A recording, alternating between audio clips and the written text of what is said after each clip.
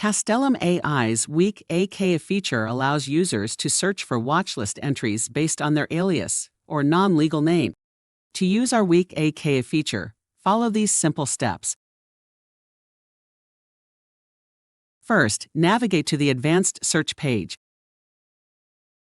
If you do not want to include aliases in your search, turn weak aka off. If you would like to have a broad search and only have a partial name or nickname, leave weak aka on.